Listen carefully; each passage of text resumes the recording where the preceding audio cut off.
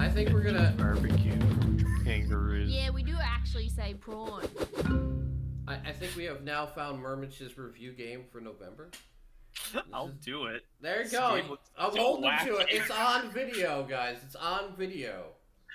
Murmitch is gonna review Beers and Boomerangs. I feel like that'd be a perfect game for him to review next month.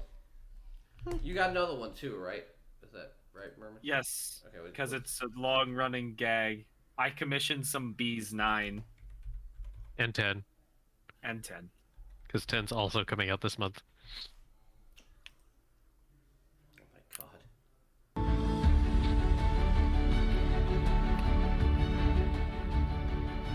See, you know what's funny is I know this is a joke, but I actually really like stuff like this. If I like the hunting, I guess not hunting. What would you call it? Like hide and seek kind of games like this. Like, where's Waldo? Yeah, Yeah. everybody likes those. I was. But it's bees this time. not instead the of snail. bees. Not the bees. Bees. I know he only does that because he wants to kill me, guys. It's fair. It's fair. I kind of deserve it. I kind of deserve it. All right, so mine. I actually have a joke game, which is super rare right now. I'm so proud. I'm so proud. Drunk relapsed. Is this trailer gonna play? I hope so. Doesn't seem to want to. Ruh-roh. Uh-oh. There you go.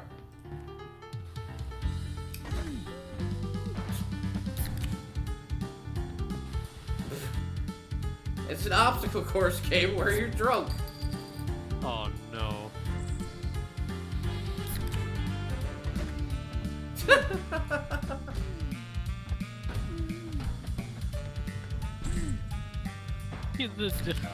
Yeah! Just little Dotson just bowling you over. I feel like this would be the perfect silver game to play. So he'd finally know what it's like to be drunk. No, I just thought it was insane. Especially the trailer. Oh yes. Trailer's fucking bananas. Alright, so let's talk about the games we've been playing this month. This podcast probably is not going to be one of the longer ones. I always say that and then ends up being super long, but I have a feeling it's not going to be. Not this time. I only have 2 games to talk about. I have one. And I Ray have has 3. And Murmitch has 3 that he's played for a collective amount of time as it takes to brew a cup of coffee. No, What, like 2 hours? well, I mean, is it a pour over? I mean, if it's a really good cup of coffee. yeah, it I might mean, take you that is it a long, really good pour over? I Wait, mean, wait. I like how the drunk relapse is similar to 2 Sonic games. yeah, Good job, Steam. gotta go fast. Gotta go fast. All right, so Murmitch, you can go first. What do you got? All right. So the first one that I played was called Tilecraft, and the one that I actually liked the most. Now, is that 1 word or 2? Oh yeah, it's 1. One. Okay. Hey there, I'm Stephen Hubbard, solo developer of Tilecraft. I want to give you a brief overview of the gameplay so that you can make an informed purchase before you decide to spend Is this a the few one you bucks played on for it. 18 minutes? At its No, this is the core, one I played Tilecraft for is a about an relaxing hour. and casual Okay, well then that's tile-based pretty good for a RPG. minimalistic You'll game. get to explore a procedurally Yeah. generated world, discovering new All right, so tell us what it's all about, Murmitch. You'll use those resources So, to research basically, and craft new recipes, which You will create get simple a but bunch of fun little core game workers loop that until you can achieve the win place on condition different of crafting the tiles that last will discovered mine item. different resources. Tilecraft was designed in a way so And that the first basically, playthrough is really your what goal shines. is to just So kind of if like you feel like you're looking for a simple expand and non-stressful game to like dabble your into range of for a few view, hours the and enjoy, minerals you I get, think you'll go really down the enjoy tech Tilecraft tree, find New Horizon. what you're all the different stuff. Like sometimes you find like ice in like watery areas. You can find iron, coal, well, not coal, iron, stone, wood, grass, sand, all sorts of stuff. And you basically just go down this like tech tree almost, well, tech list rather, because it's the to-do list. Nice. And every now and then, like, you'll encounter like these little orcs that you can send knights and archers after to go kill, and you basically just expand and expand and expand and expand like how like until you've kind of like conquered a pretty huge area. Nice. That's cool. Like there's definitely more that the dev can add on it, but he's got a pretty good system set up. I just don't know why my computer wasn't running it well. Listen, you gotta stop. You gotta get yourself something better in the toaster. Yeah. The Who knows? toaster. Mermitch having a toaster. Yeah. For all of us. Yeah, Mervish has the most expensive but least optimized computer of all of us. Somehow. Yes. But okay. But- What would your grade be, since it's obviously not in early access? I mean, I enjoyed it. I would definitely play it again. So I'm gonna give it a 7 out of 10. All right. You want to go next, Also Ray? not very expensive, so. Yeah. Yes, it's not very expensive at all. $2.99, That's right? one of the best parts about it. So Tim passed me a key for Puzzle Park, which was something we looked at last month's podcast. Mm-hmm. And I think my initial impression from the podcast was pretty on point. It is kind of a Witness-esque style puzzle game where you just kind of wander around and find various puzzles involving these little boxes with grids in them, and each puzzle tends to have a different kind of set of rules to it. Like sometimes it'll have a pair of boxes and you're supposed to find like the differences between the two boxes and mark them in a third, or sometimes it's like there's a shadow over the box and you just mark where the shadow is. But yeah, it's all logic puzzles. They weren't too challenging in my opinion, but it did take some time on a few of the later ones to wrap my head around them. Nice. I think I spent, how long did I play? I almost played almost 3 hours, and I got all the achievements and everything in the game too. Damn. But that was a lot of, there was like a couple puzzles that I had to sit there and stare at for quite a while. I would say if you're good at these games, you could probably get it done in under 2 hours, but there was also little to no tutorials or anything. It just kind of dropped you into the game, and Told you to you're go.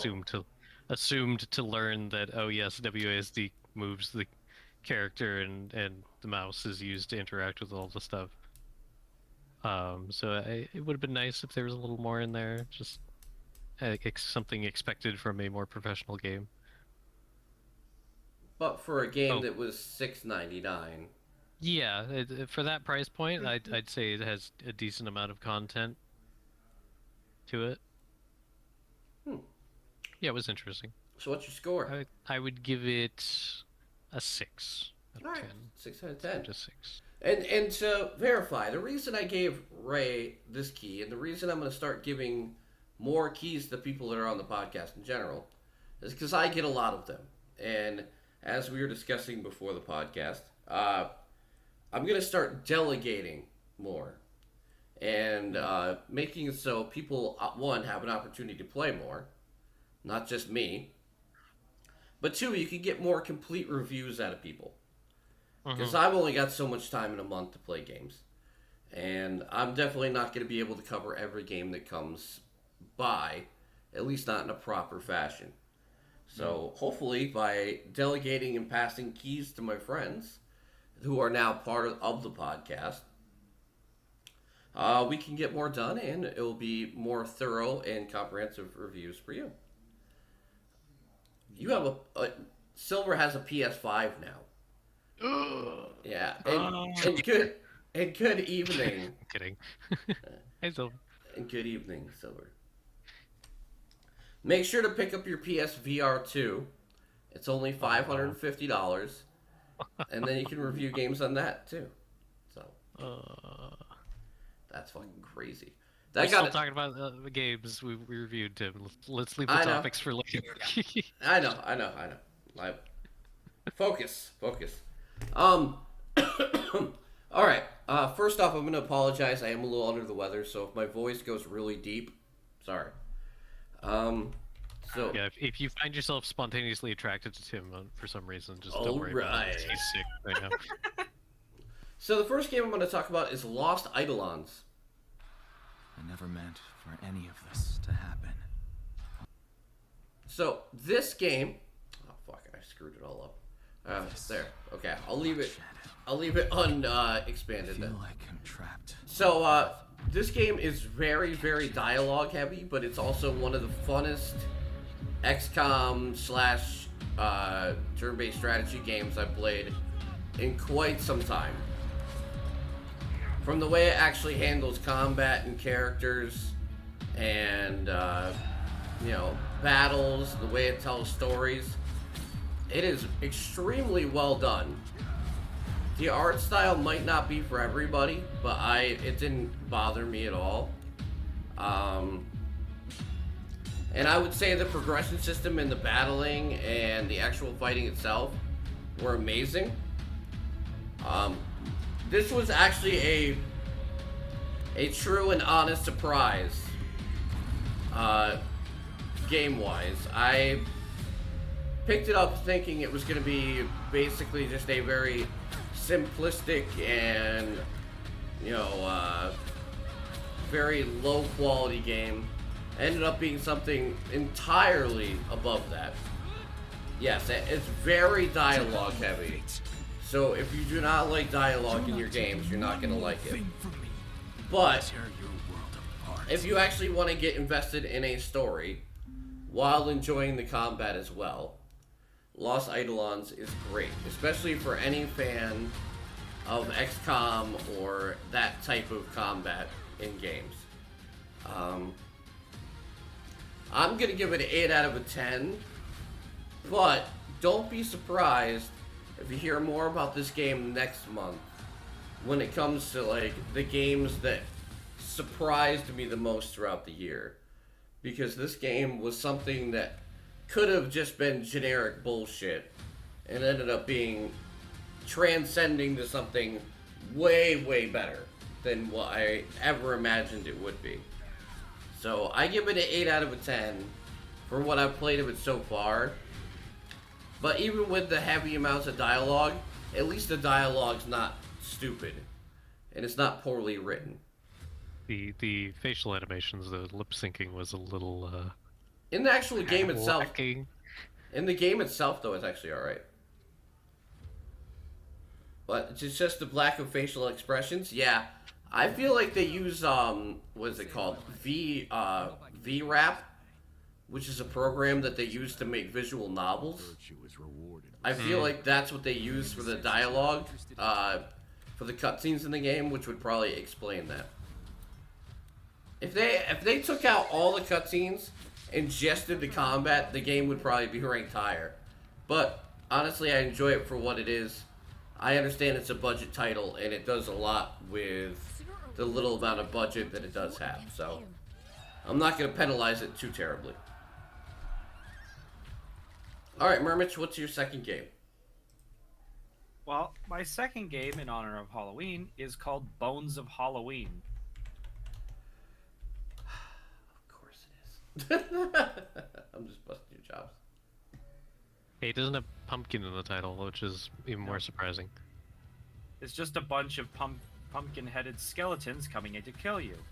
You were saying, right? It wasn't in the title. So there's a bunch of different game modes that you can play. Mm-hmm. All play pretty similarly. Some of them you get free weapons, but like you basically just go as long as you can. One, you have to go around and pick up money after killing enemies, and then you can buy weapons, and then if you kill enough enemies, you get these little tarot cards. There's the explosion one, which basically you get the rocket launcher, and then explosive enemies come and try and kill you. And then there's also all sorts of challenges you can try and complete as you go along stuffs. But it's a pretty simple game. My only complaint is that there's not like heavy metal playing in the background of the normal game. We can't all have the good soundtrack.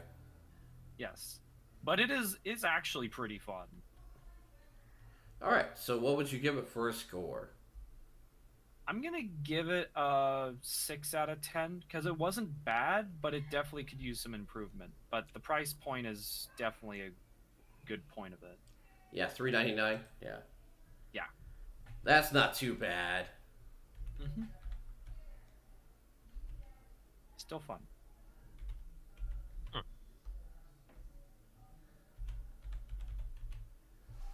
All right, the other game I'm going to talk about is Asterigos, Curse of the Stars. Now, this one probably has a chance to be one of my favorite games of the year. It's not perfect, but man, does it have a lot of charm. It looks good too. It's a lot of fun. The character's adorable. The only thing I had a problem with is navigation, and that's just because I'm dumb.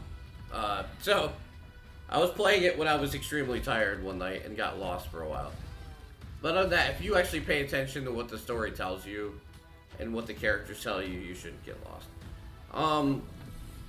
I would describe the game as challenging, but definitely not Souls-like as it's labeled, because, you know, the mimics are fucking great though. Yeah, like see the mimic in the trailer. That's fucking great. Oh gosh. But no, like there's a lot of good characters in it. The voice acting's pretty good. The combat's really nice. There's a lot of things. The skill tree is fucking huge. Yeah, one of the mimics surprised me out of nowhere when I was opening up a chest and I freaked out. So yeah, yeah, big surprise with this one as well. This one's better than Lost Eidolons though.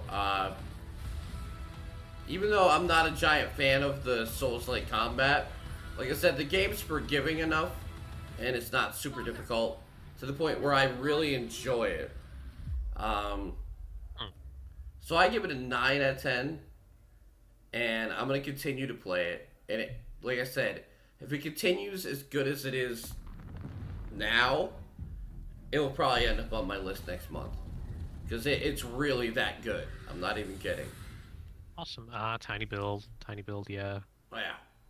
They know how to Welcome publish to stuff. Asterigos, Curse of the Stars, an action RPG. Hey, yeah. inspired by Greek So what's your and last Roman one, mythology. Murmich? Mr. Play as Sun's Hilda, Hatbox. a young warrior. What, of the wait, Northern hold Legion on. who- What? Mr. what? Mr. Sun's Hatbox. Is it Mr. as an MR? No. Oh yes, MR. There you go. Yeah, because I was trying to type out Mr. Okay. Mr. Yeah, Sun's I played the Hatbox demo. has been stolen. Is this the one you played for 18 minutes? I'm I'm guessing. going to get it back. Yeah.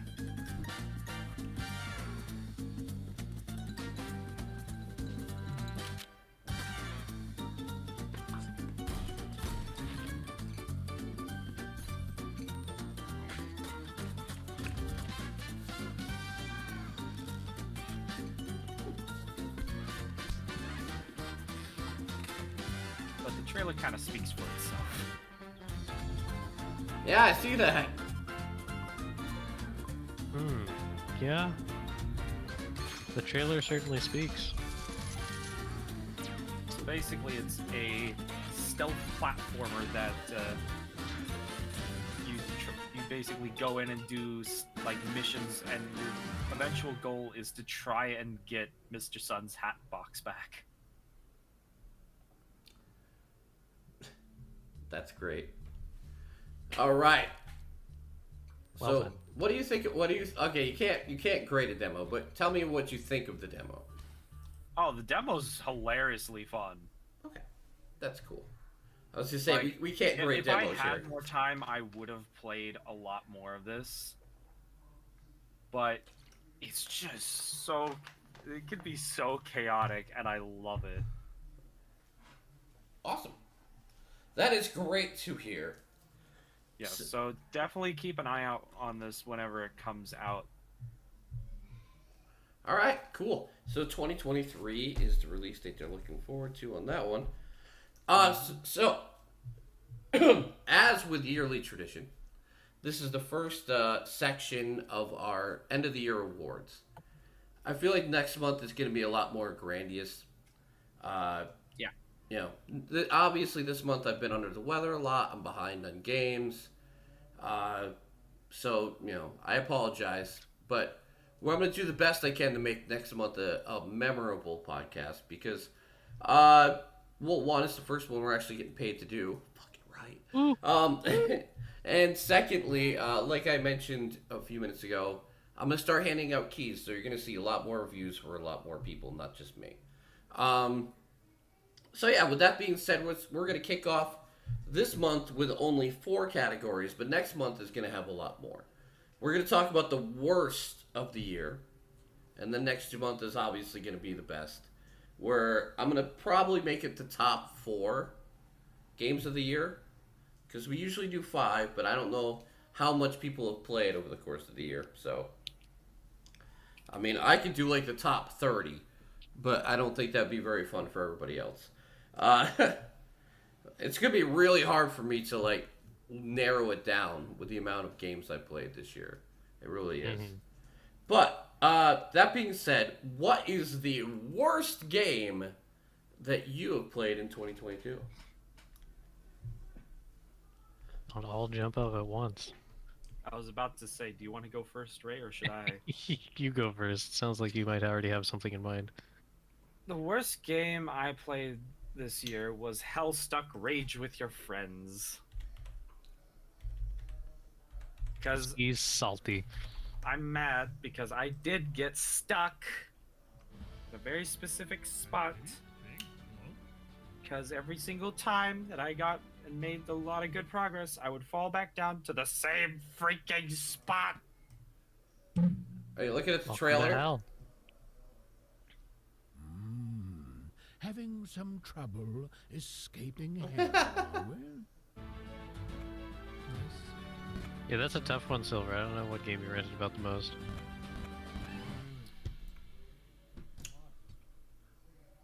See, the whole trailer, remember, it's just people raging. People falling. Yeah.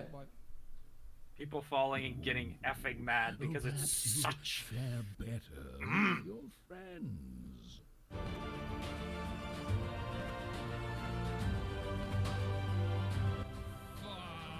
I'm so punching someone soon. I mean, it's Jump King, but with a bunch of other people. Let's go, baby! Let's go!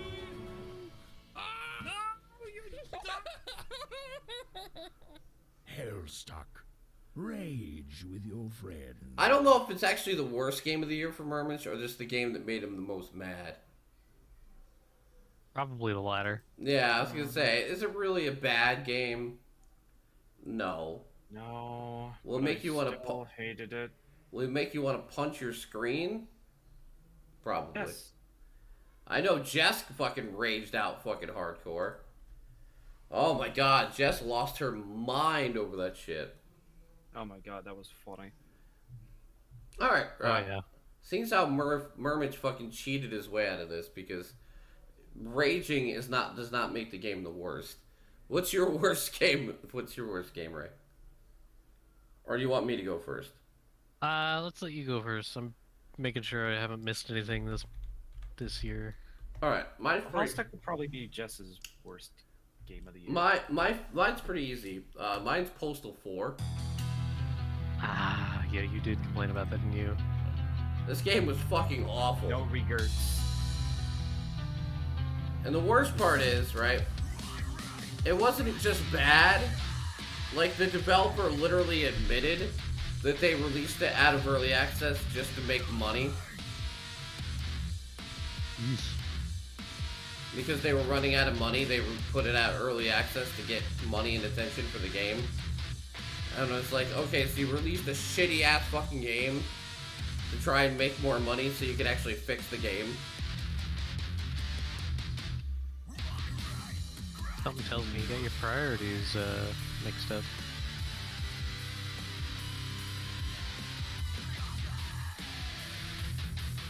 Should have just tried to do a crowdfunding campaign or something. Yeah, like, you know, has all reviews, mostly positive. Recent reviews, mixed. Because, like, you know, they admitted that they fucked with the whole fucking thing.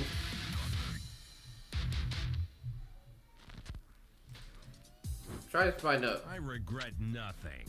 I want to find the one where I they regret admitted they nothing. fucking... I regret nothing. Not There's one where they literally admit that they pulled it out of early access just to make money. Hopefully they didn't remove that.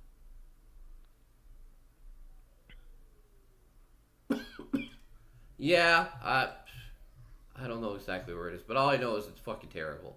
It's not a good reason to pull your game out of early access to be like, hey, we just needed money. I hope that's okay.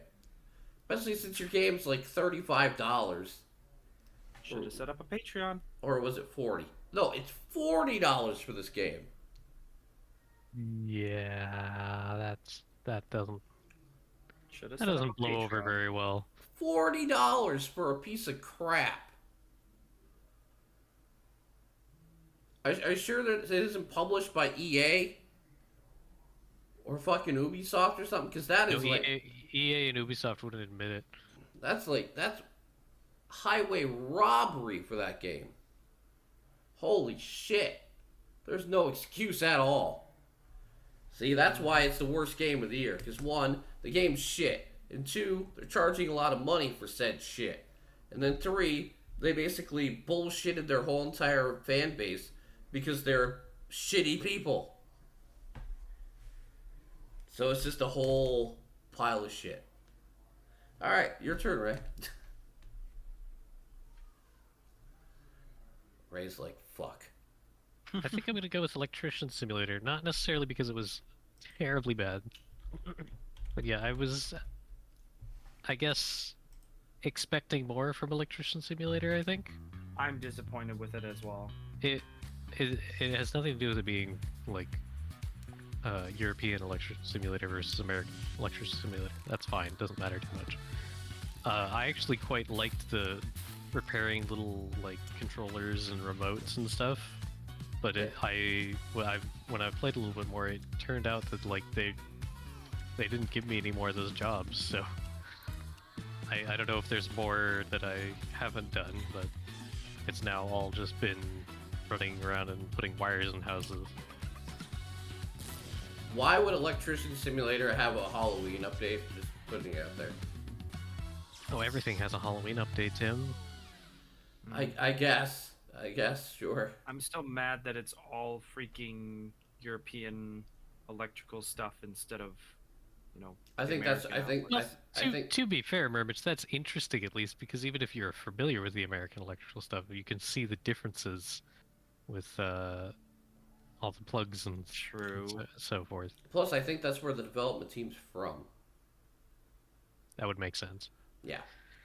But how's it going, Chikoku? Welcome to the podcast. Hello. I actually found the game that is actually my Okay. worst game. Okay. Go ahead. Everything has arms.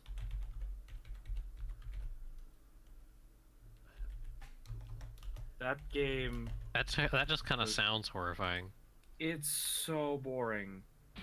Like, Oh, is this the one where It- it was all kids playing it? yeah, it was just kids playing it. It was just, the servers are Oh, pretty much this. completely dead. Like movement is just awful to try and figure out. Like you'll end up just kind of bouncing back and forth, not actually going forward. Like, so it's super like non-intro friendly. It barely has a tutorial, but then kind of just like, okay, here's a bunch of stuff you don't know. Go on, go figure it out. That looks terrible. Yeah. It does. It looks very bad. I remember you mentioning this. Yeah. Yeah. All right. It needs serious work. All right. Next one. Most importantly, and anyone else can in the chat, you're welcome to give me your ideas as well. Most disappointing game of the year. Doesn't have to be I already the know what worst. Silver's answer is for this. I have two, if that's fair. Okay. One is for a completely different reason than the other. That's the only reason why there's two. One is Babylon's Fall. And I'm not even going to bring up the page yes. because the game's not for sale anymore. And the sad part is I actually didn't hate the game. I fairly enjoyed it. Like, I didn't think it was awful. But the game had zero marketing. And you did not let Platinum, like, the people that can make some of the most interesting combat, period, didn't let them, like, do what they wanted. And basically hamstrung them into a games as a service game. And created a crap-tastic game out of your ideas.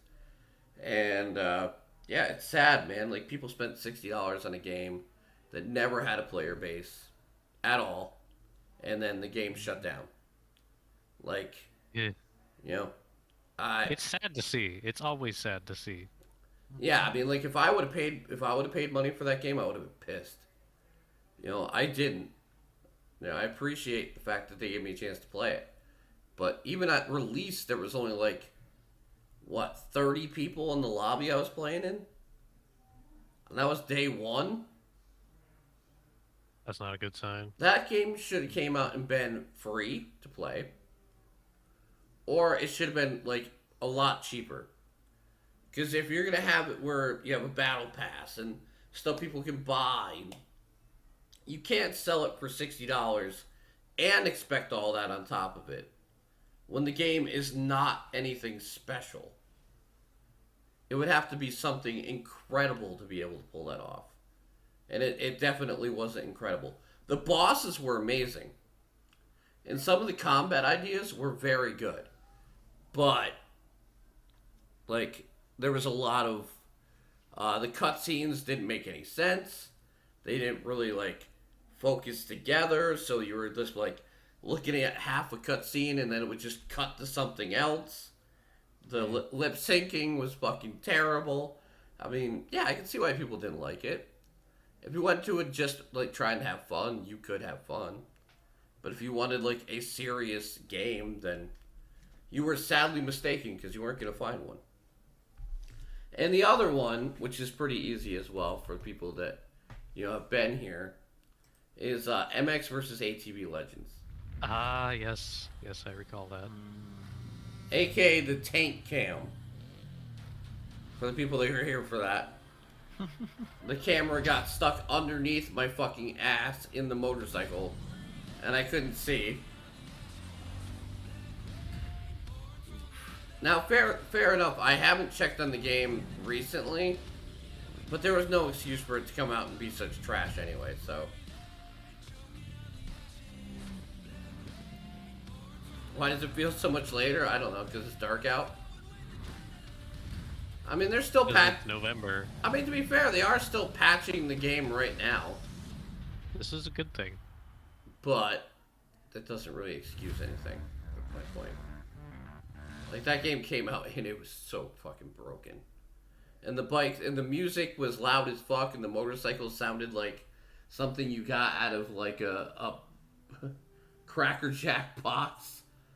Oh my god, it's fucking terrible. Yeah. Sorry, what's your guys' most disappointing game? I'm sorry. Well, before that, I'm going to bring up Silver's most disappointing game. Correct me if I'm wrong, Silver, but I think your most disappointing game this year has been Slime Rancher 2, because they haven't fixed the bug yet that makes it so you can continue playing the game. That would do it. Yeah. And Ava, welcome to the stream. I'm sorry to hear you're exhausted, but after I'm done with this, I'm going to bed.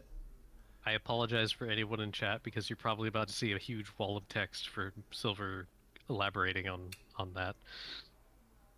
Yeah, he has the little crying face. Yes. I'm sorry for reminding you, Silver. All right, can I get anyone else's answer before Silver fills up my whole entire chat with a Yes. rant? Way of the Hunter. That's fair. That's fair. What, you mean you're disappointed with that? Why wasn't the multiplayer fixed beforehand?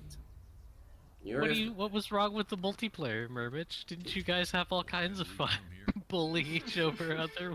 Now, wacky physics aside, which was more fun than anything else, the freaking fact that we kept glitching about was just... And I know they did fix it,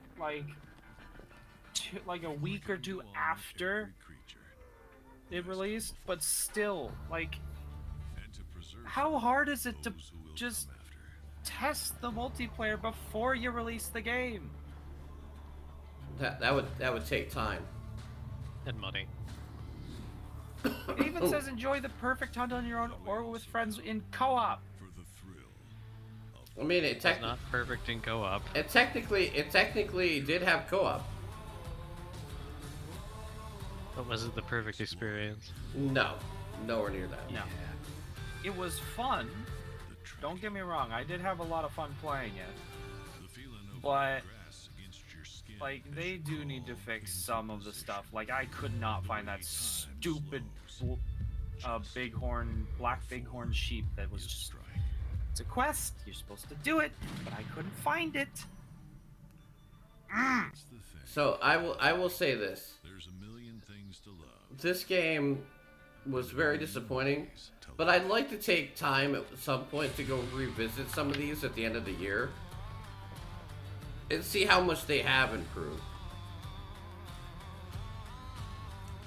I mean, like, take a time in December before, like, when there's nothing actually coming out, and go back and see if any of these have actually gotten any better. That would be good. Yeah, that would be nice. I would like to go back to the game and see if it has improved. And well, I would do it just for the fact that Mermage spent so much money on it, just to be able to play with me. I would definitely feel like I owe him at least to try it one more time. Yeah, $40. Yeah, That's fair. That's what I'm saying.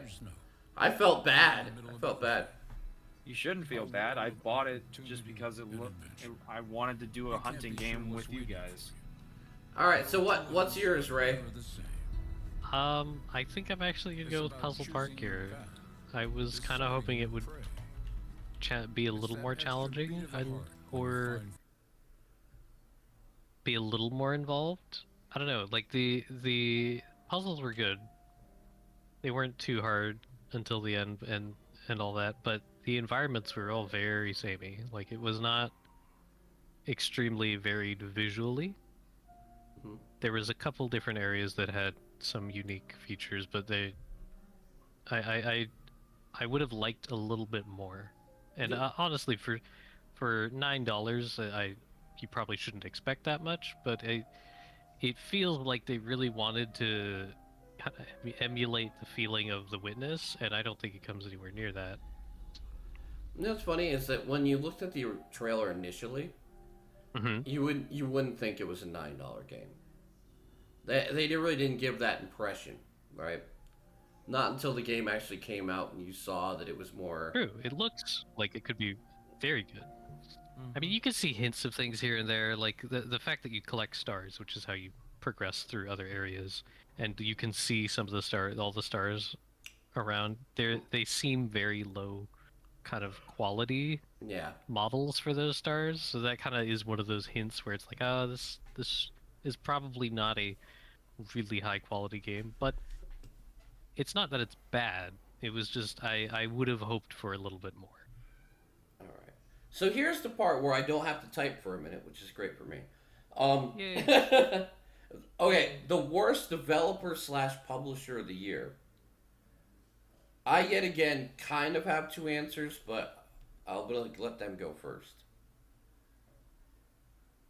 Because you gotta have at least an opinion, guys. I do. I think there was two things this year that both made me like, oh man, That sucks. And what was it? One of them, if I'm not mistaken, who was it? Was it EA? Took Titanfall servers offline? Titanfall 2 servers offline? Yeah. Yeah. And that was really disappointing. Okay, so what's yours, Murmich?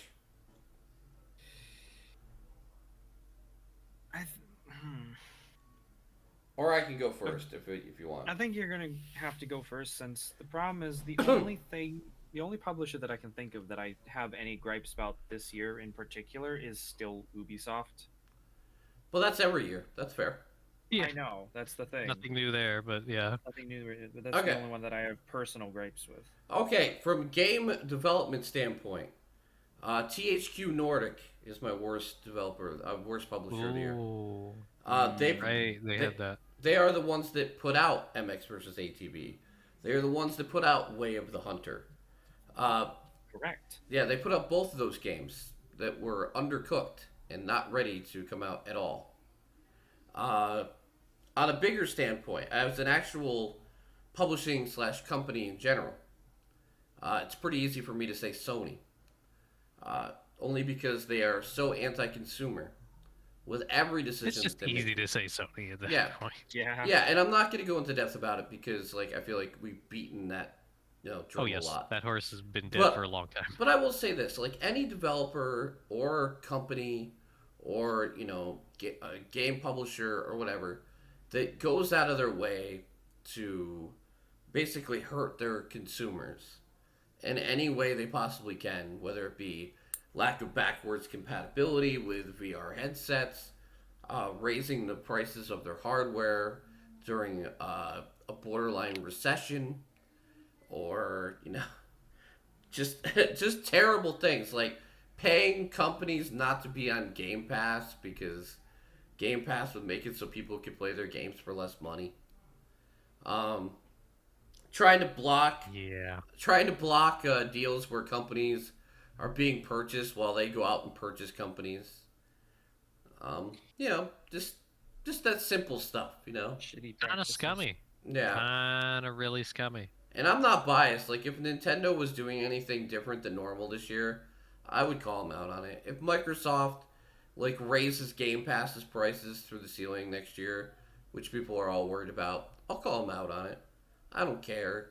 I have no bias. I have my PC. I could give a fuck less about your plastic boxes and who you worship. But the fact is they are just the worst right now when it comes to that. Mm-hmm. All right, so go ahead, Murmich. Tell me how Ubisoft is terrible, because I will agree. Whatever. What was it? One sec, I'm gonna have to remind myself why I'm currently hating on them. Why It's just so today? ingrained- It's just so ingrained in his being that he just doesn't even bother writing it to add permanent memory.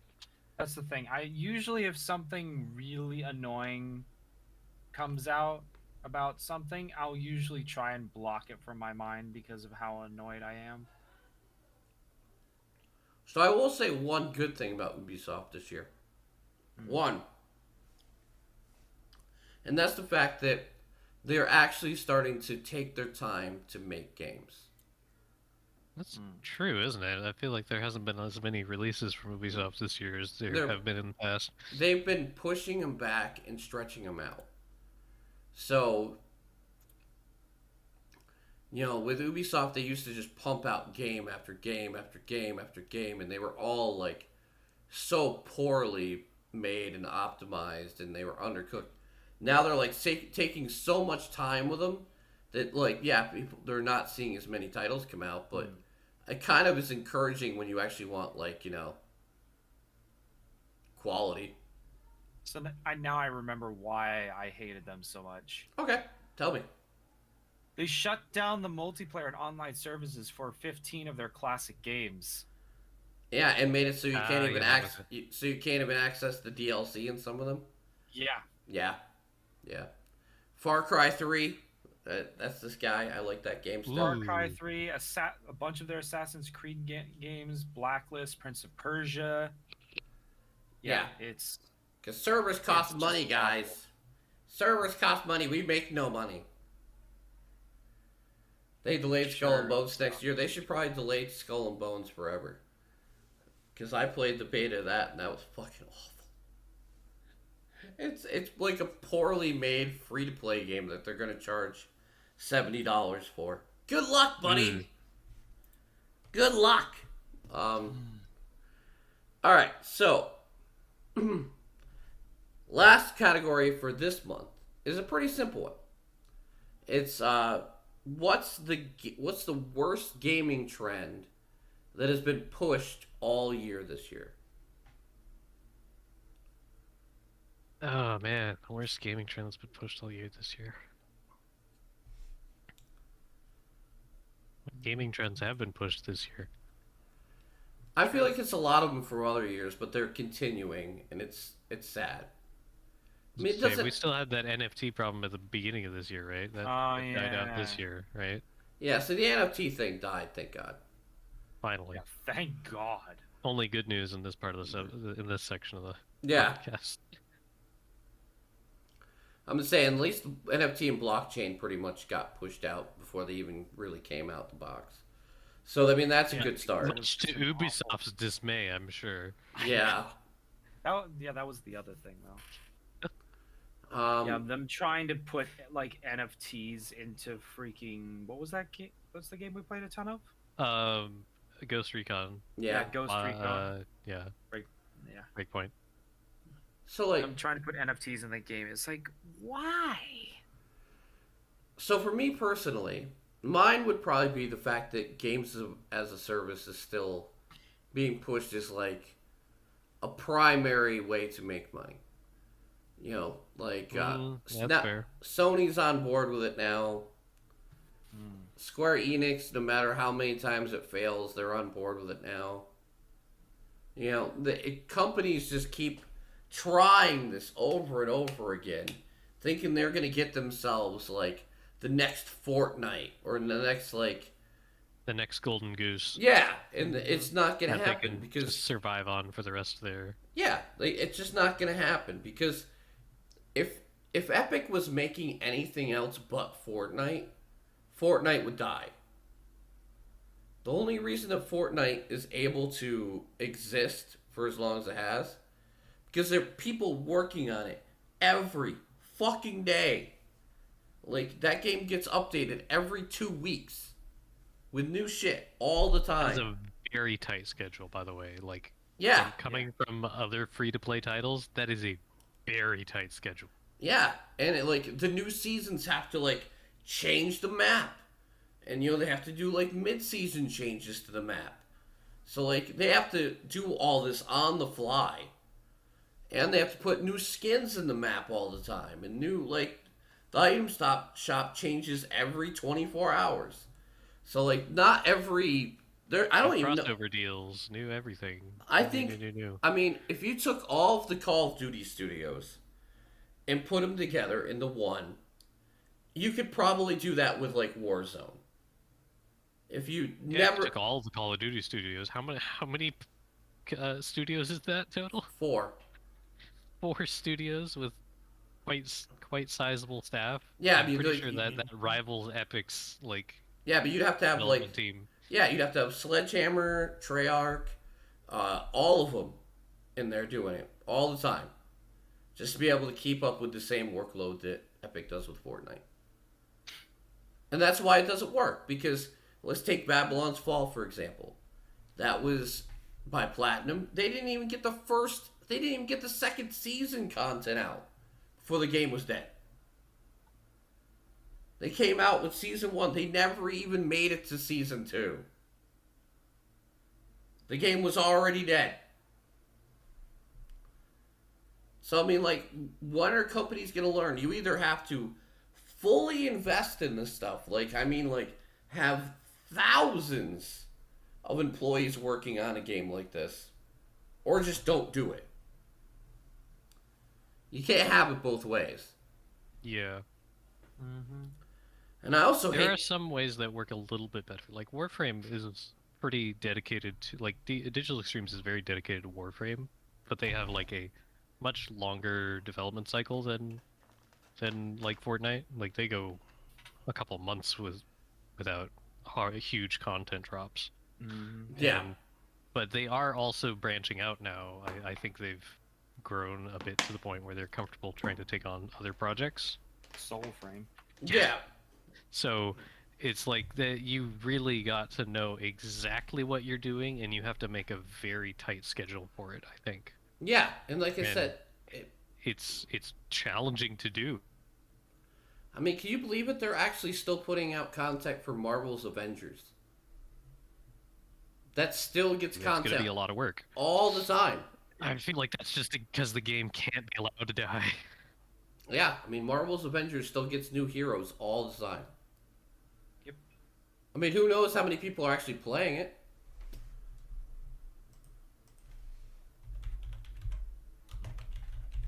I can tell you in a second. Yeah.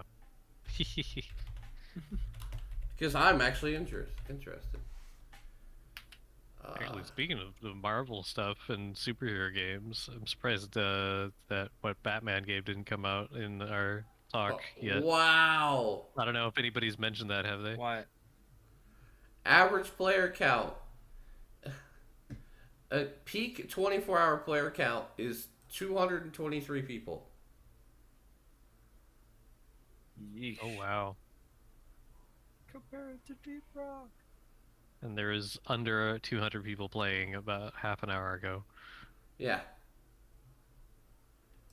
Okay. Well, we're gonna also bring this up just because I know that the Ray just brought it up. All right, let's see.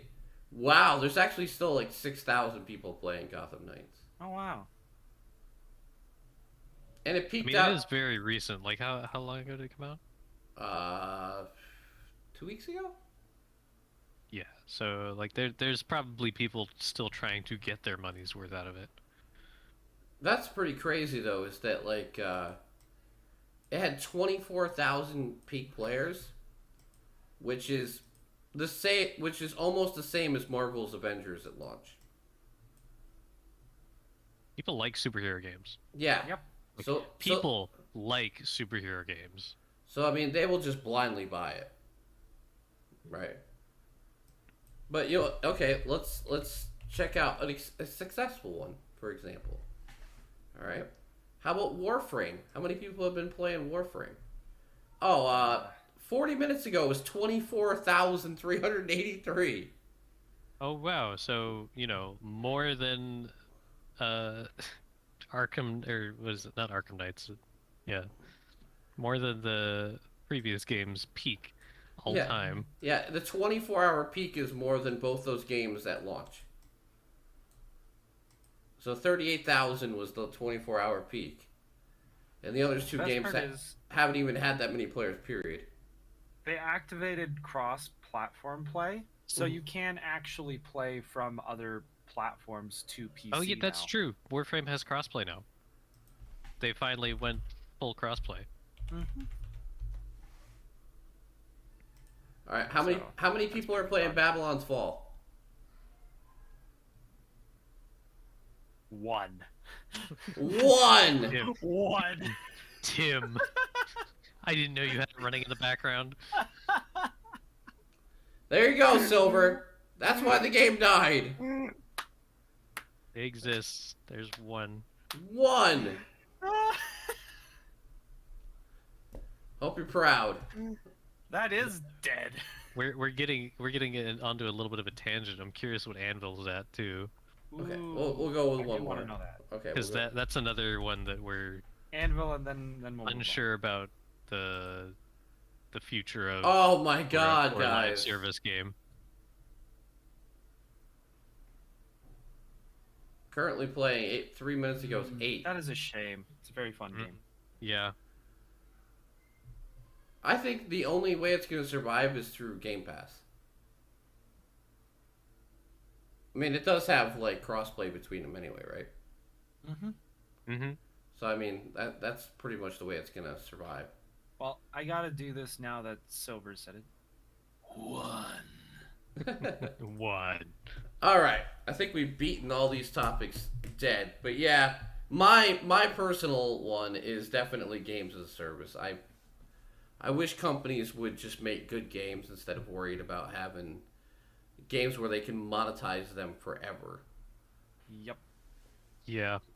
So do you guys Would be agree, or nice. do you guys have one of your own?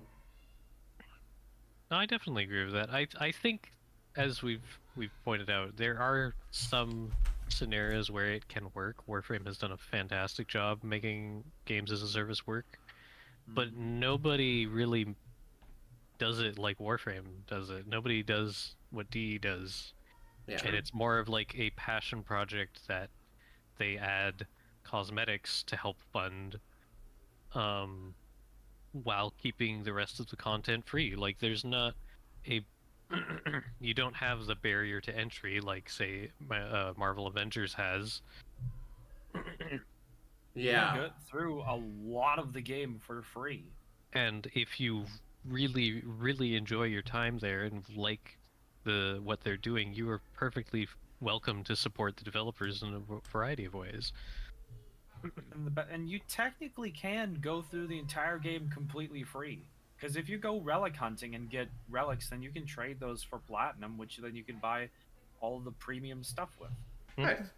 There's only very few things that require real money to buy, which is the things that the community makes, because Tenogen's very popular. Well, Tenogen's real money, but whatever. Right, that's what I'm saying. Real money is the only thing that can buy you Tenogen, and they do have a few exclusive, like, cosmetics for Prime bundles. True. But besides that, Yeah. it's basically a free game with lots of content that's constantly getting added. And that works. Yeah. When you ask people to pay money beforehand and then charge them extra after they get in, that's not how games of a service is going to work. That's not going to be a long-term survival Yeah. Yeah. And I'm instinct for surprised. games. I'm very surprised that not more games have tried to follow Warframe's model, considering how massively popular it got. Because you got to try and make your own original idea, which is hard. I guess I do wonder about that. It does make me wonder what kind of talks and discussions go on in the background of game development and developers and stuff. Do they have like this kind of elitist hierarchy that we might expect of them? Is EA never going to stoop down to a little indie studio like Digital Extremes, or do they just share notes and decide that no, that's not profitable enough for our shareholders? So Exactly. we're not I gonna do think that. I think it's more the second.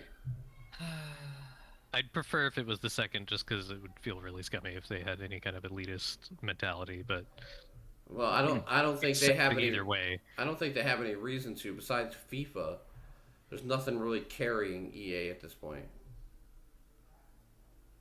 I mean, they don't have any like hits out there. Everything they've released in the last few years has either been a flop or just been like an outlier. You know, like it Takes Two, they published but they didn't make. Right. Jedi Fallen Order was supposed to be a failure because single player games Single are player is awful. dead, right? Yeah.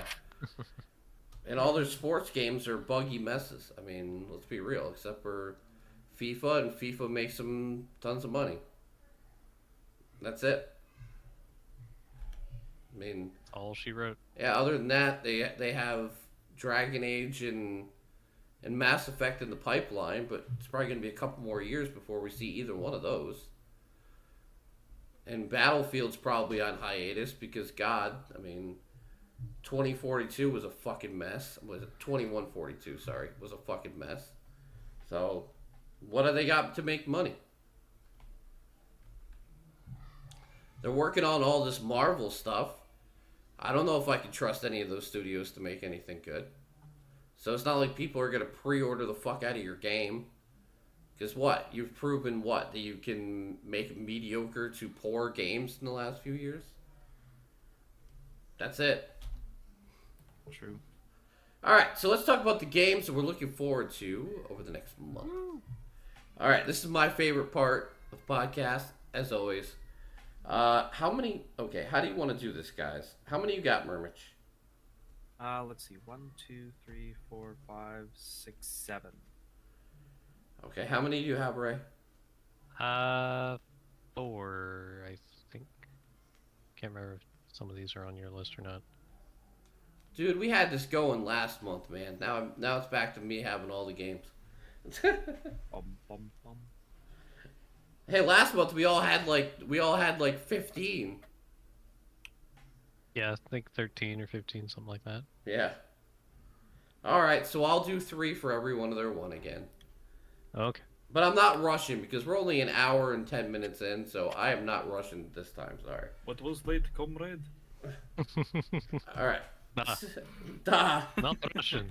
All right, so WRC Generations. This is my racing game of the month, but it's actually a really cool one.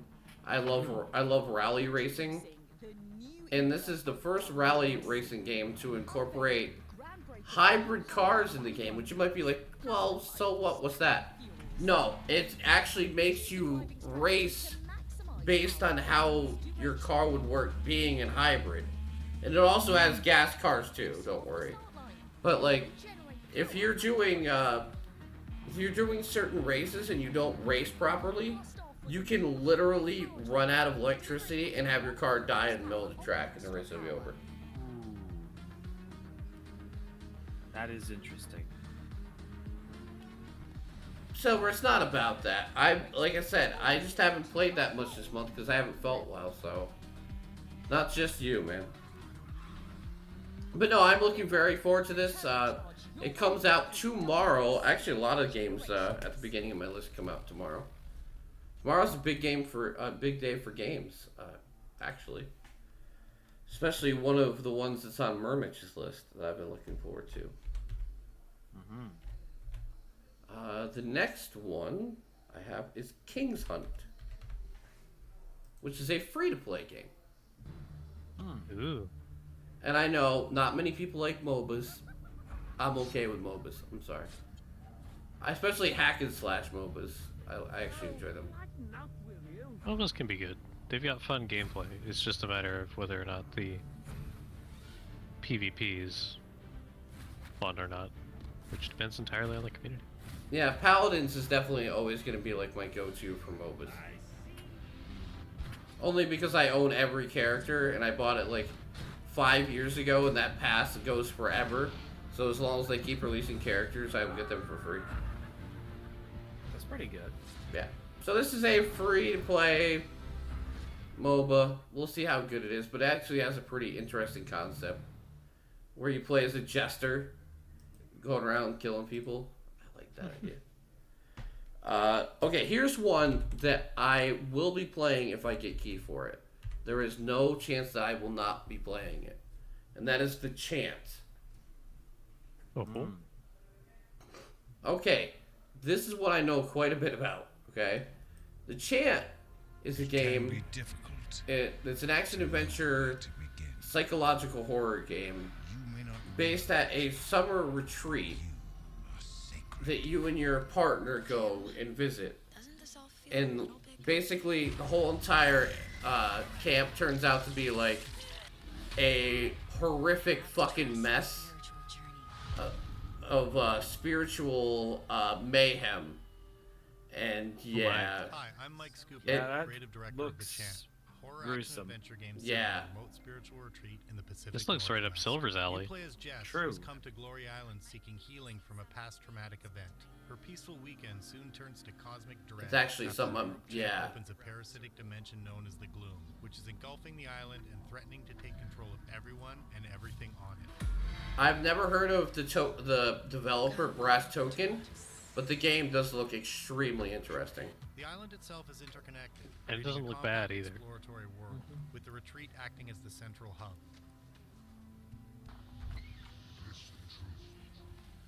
And it basically seems like you're losing your fucking mind, which is kind of cool. What was that? Proceeding into the many surrounding locations uncovers resources and collectibles, while bringing to light the dark past. of Yeah, the this is island's definitely a broken silver inhabitants. game if it was out on console.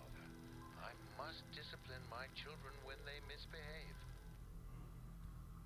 Along your journey, there are items to craft. So yes, as I said, I am in order to proceed deeper pumped. into the heart of the island. That worked.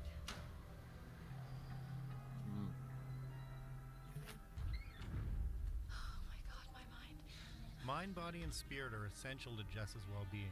and every action Yeah. you take, So basically, you can lose your mind and start hallucinating. If you start going too batty, you'll actually start hallucinating and seeing more shit. resources found throughout the island affect that balance. So yeah. And ultimately determine how your story. That Very is interesting. Very excited for that one. All right. So what's your first one? We'll go with Murmich first. Roboco. All one word. Roboco. Okay. Let's check out Roboco. Yep. Where you build robots.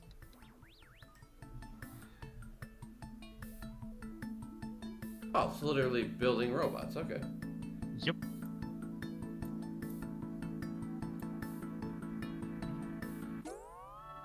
Trying to remember the game I have that's like that. I love the freaking description of the game. Also a sandbox game about designing and building robots to serve the needs of squishy, hapless humans. Oh, so it's Wall-E World of the Simulator. Yeah. Mini derp. That's cool. Yeah.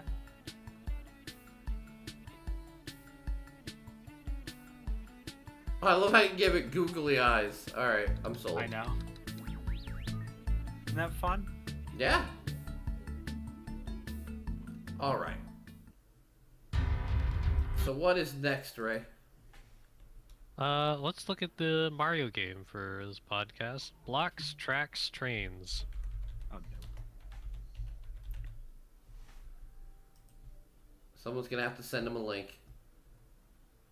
I'll do so after the podcast. Oh wow, the trailer has no sound. Okay. I thought I was losing my mind for a minute. It's a relaxing train set diorama game where you just build a train diorama Oh, he'd totally play that. and watch them go. He would totally play it. Oh yeah, it's like combination of Legos and trains. What it's like his two favorite things. Yeah, pretty much.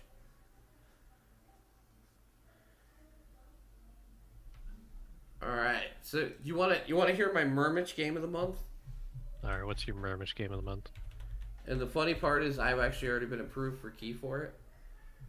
So I really think this is going to be interesting. It's called Harvestella. This is from Square, so obviously I get a key for free. But it's a life simulation RPG. Leafy, a village adorned with the vibrant colors of the changing seasons. Let's watch this trailer. I actually think it's amazing what they're doing with it. Your new life here begins today. Till the land, sow seeds, water crops, and gather a bountiful harvest. Collect crafting materials and ingredients for cooking by setting out on adventures.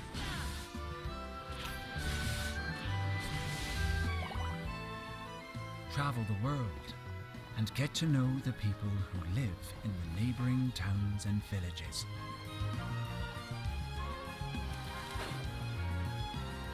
Life is peaceful and time passes by until quietus inevitably arrives, interrupting the cycle of the seasons. Crops wither and all life is threatened.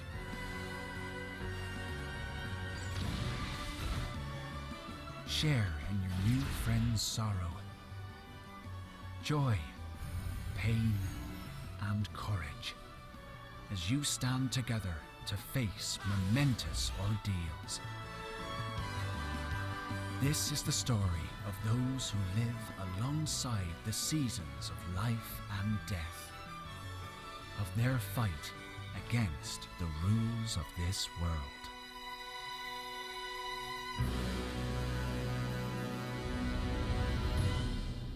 Yeah, I'm pretty impressed. Yeah, that looks good. See, it's a mixture of Stardew Valley with a Square RPG. How can you fucking go wrong? That sounds like That sounds like a formula for success right there. Yes, yes, quite so. And it comes out on Friday. All right, let's see. Land of the Vikings.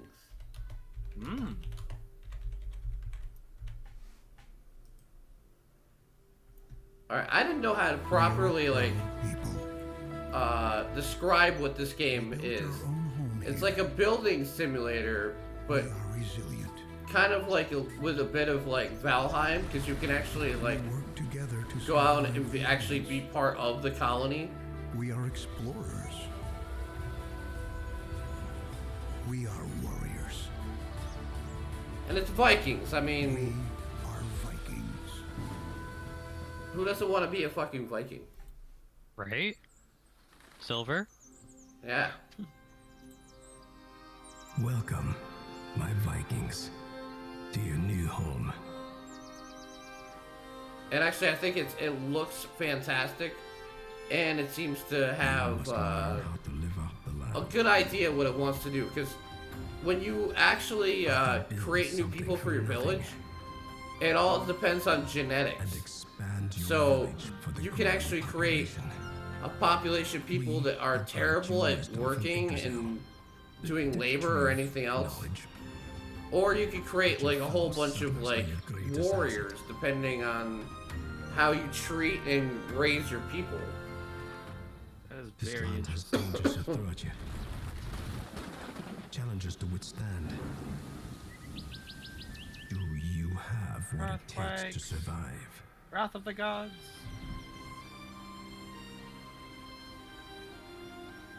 Like I said, my list may not be as deep this month, but man, there is quite a few good games this month, I will say. That is pretty cool. There's some very good looking stuff there. All right, my game of the month, easily, Sonic Frontiers. Of Is, course. is it Of course. is it gonna be good? Is it gonna be bad? I don't care. I'm gonna play it either way.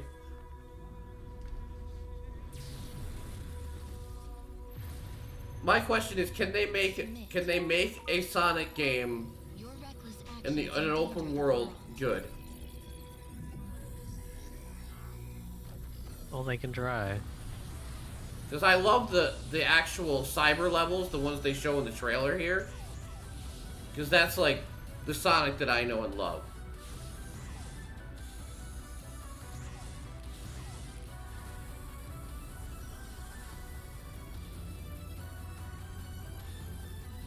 Well, I guess I'll find out, Silver. As long as he isn't kissing any princesses, I'm okay.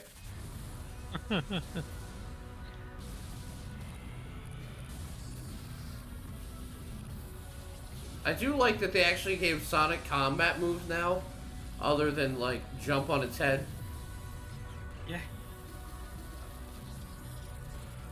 You can tell that they're still willing to experiment with the Sonic formula, which is...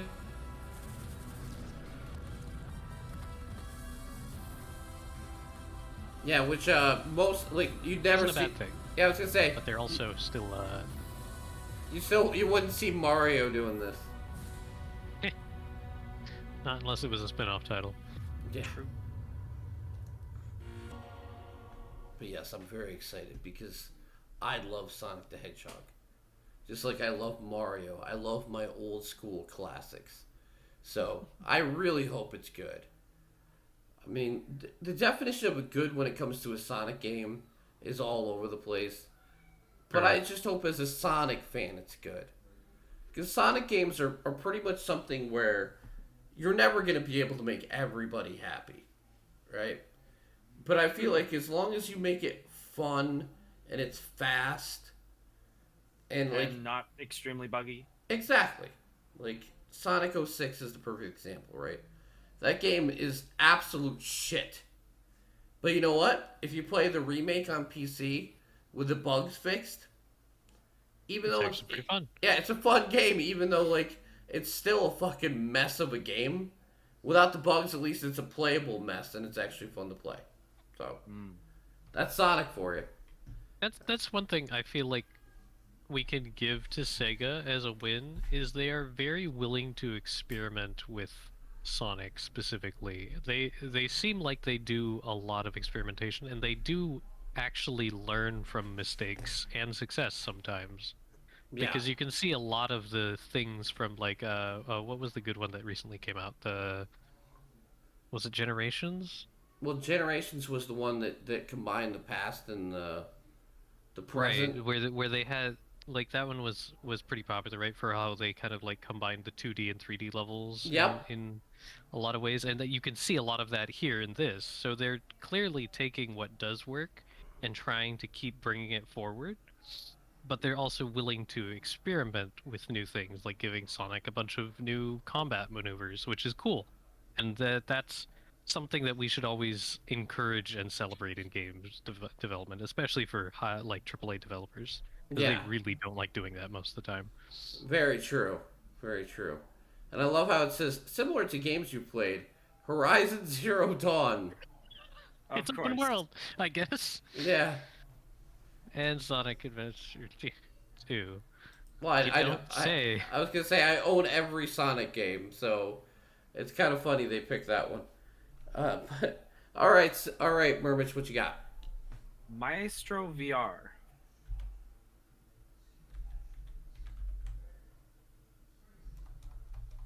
You need me to tell you how to spell that?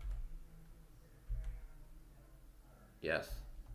Nice. M-A-E-S-T-R-O-V-R. I can't believe I did that. M-A-S-T-R-O. M-A-E-S-T-R. Oh, God. Sorry, it's like... No, it's Conductor my fault. Maestro. It's my fault. I heard you wrong the first time, but there you go. But yeah, this game looks really interesting.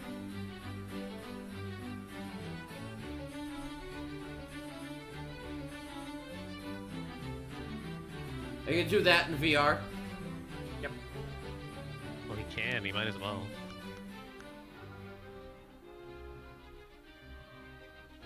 I mean, that's actually a pretty cool way to learn how to do it, though. True.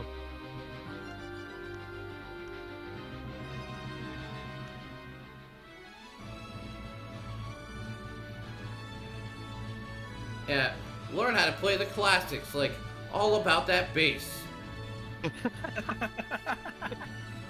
When the modding community gets a hold of this. Who Let the Dogs Out, and Thong Song, and many more. On the DLC for Maestro with the Oldies. With Richard Simmons DLC. Actually, it would be interesting to see people modding. Load custom this MIDI game. files. Yeah! Oh no. Here's the fire and flames and Yeah! Yeah! Yes! That'd be great. Imagine the hand movement you'd have to have though. You'd be like, "Ah!" What even time? Like, what even is the time scale for that song? It's not 4/4. I'm pretty sure. I was gonna say I follow the guitarist on Twitch. I could probably ask him. The guitarist for Dragon Force is a hilarious guy. That's neat. All right, so what's yours, Ray? Let's look at Ghost Song. A nice looking Metroidvania style. All right, so with this Adventure. particular game, I'm gonna put this out there real quick for you. Oh, head.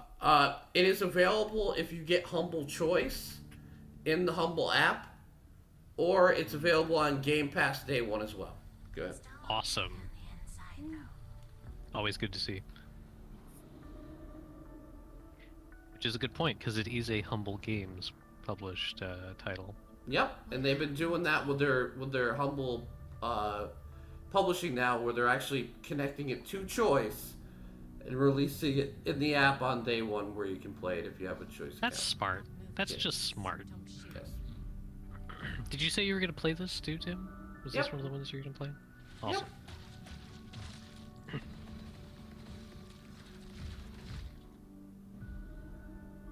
It's definitely got a cool atmosphere.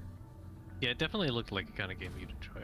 Like very, very Metroid as Yeah. far as the Metroidvania goes. I'd be interested to find out more about what it's actually all about. But I imagine, like, that's kind of one of those things you're probably going to figure out more as you play along. But the art style is incredible.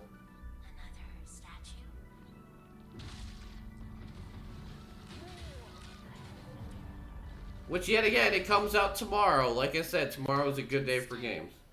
Oh, yes. Yes, it is. Deep Rock Season 3. He had to put that cameo in there, didn't he? Don't worry, don't worry. We'll mention that. Okay, we're going to mention that right now. Deep Rock Galactic has a new season that comes out tomorrow. Murmich is very excited.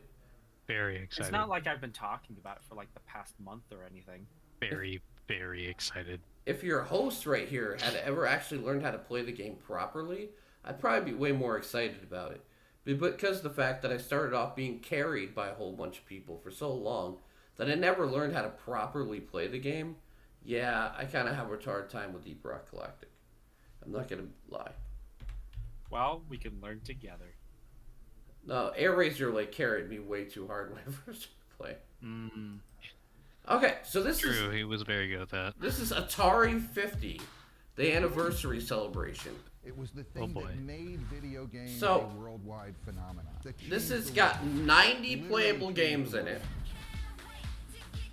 And it's a complete remaster by Digital Eclipse of Atari classics. Ooh.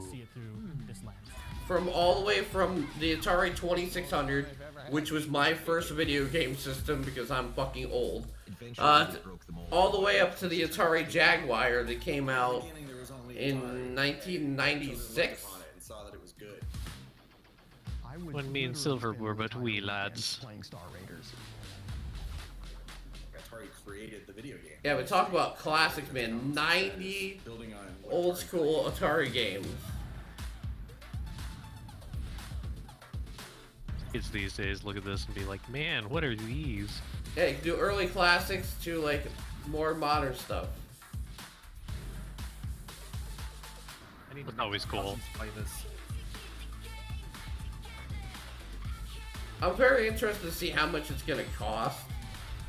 Because if it was cheap, I would totally buy it just for nostalgic case. Because Pole Position was like the first game I ever played on a video game system ever. You know, like,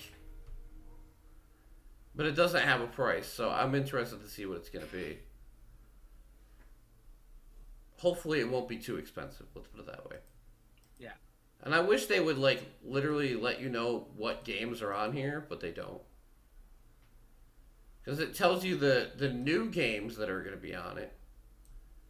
But like, I'm interested. Where's the 90 games that are going to be on it? You know what I mean? Because it says it goes from arcade 26, sorry, 2600, 5200, 7800, 8-bit computers, and Atari Lynx and Jaguar, which were the last two consoles that it came out with before Atari went belly up and has been passed around and finally bought by some other company who's actually using it to make games. Alright. Back to the RPGs, because I don't want to disappoint. We should always celebrate retro games getting support for, you know, to keep them alive, not just in emulation, because we know how much like game developers and publishers complain about emulation. Yeah. And pirating and all that, and then we're always like, "We'll sell it yourself." Now they're selling it themselves. So celebrate that. All right. The question is, will it be a good price? And that's when we can start complaining again, if we need to. All right. So I want to announce this loud and clear. All of my RPG fans, Square Enix has you fucking eating good this month. Because 7 days after Harvestella comes out, we have Valkyrie Elysium coming out on PC from Square, which is more of a pure RPG experience. And this game is already out, been out for like a month and a half on PS4 and PS5. And the reviews have been very glowing. So I am super excited to play. Ooh, combat looks good. Yes, yes it does. You know what it kind of reminds me of, right? Ray kind of gets what I'm talking about. Tales of Arise. Yeah, I was kind of. I'm gonna be honest, Tim. I actually haven't gotten to playing that yet. No! Tales of Arise is my game of the year for last year, and Ray still hasn't played it. I've told myself I'm not allowing myself to play it until I finish Berseria, but I still haven't finished Berseria. It'll be Ray's game of the year in 2025 when he finally plays it.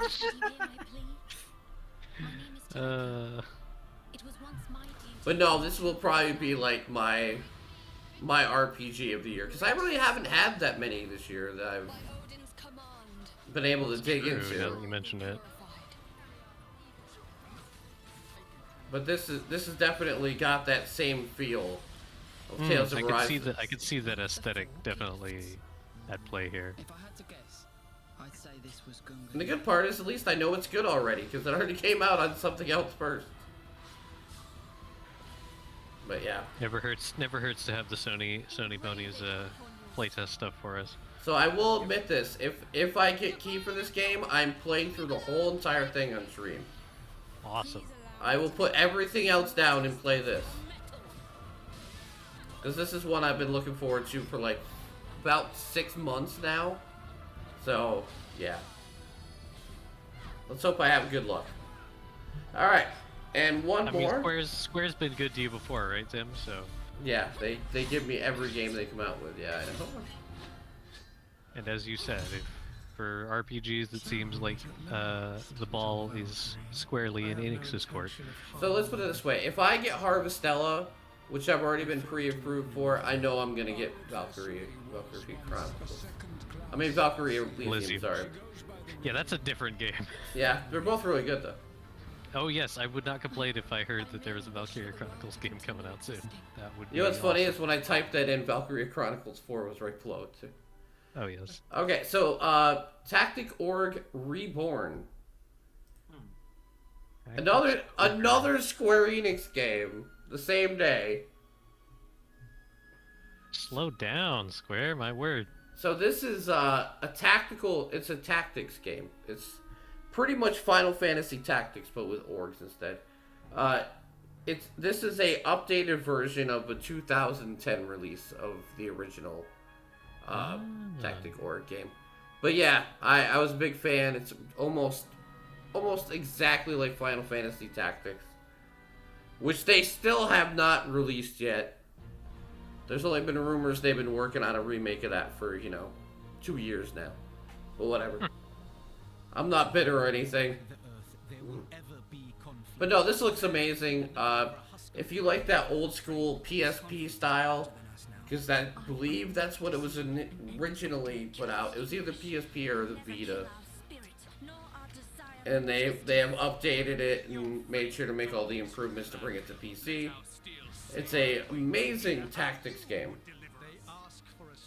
So if you like tactics and you like that good old strategy RPG action, as I said, Square's got you eating good this one. Thankfully, I think that's the last one from Square this month. I don't know how much more they can release in 1 month. Yikes. But no, they're all very good games coming, so I'm excited. Alright, what you got, Murmich? The Entropy Center. Oh, God, yeah. Too many fucking games, man. True. I'm not even gonna lie, man. Like, this game comes out tomorrow. Portal, but with time travel.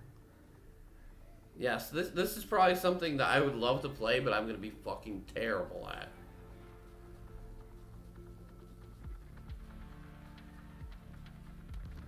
But no, it seems very interesting. Especially the time travel part, especially has me intrigued. Indeed. Now, this game has a demo out already. I would highly recommend trying the demo.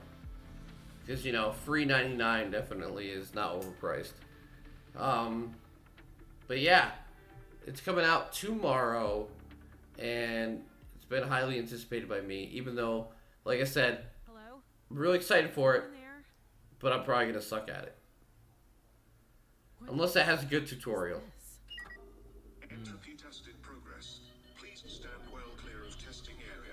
Well, it's always with games like this that you have to kind of like wrap your head around the gimmick, and once you've got that kind of mindset to think outside the box puzzle-wise, it becomes a lot easier.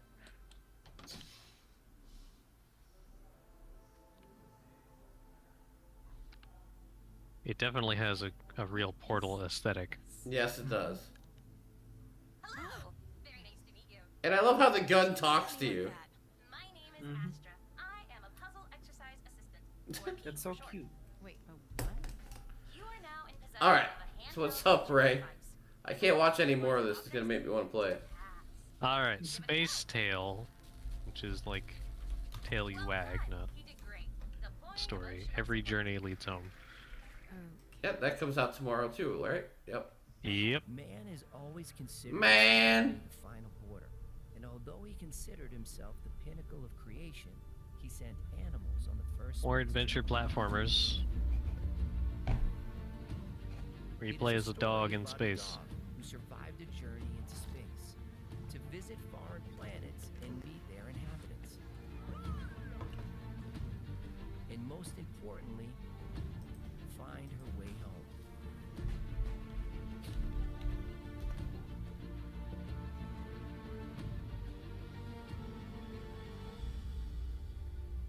This is our tribute to the little heroes who risked their lives and paved the way for people to reach the stars.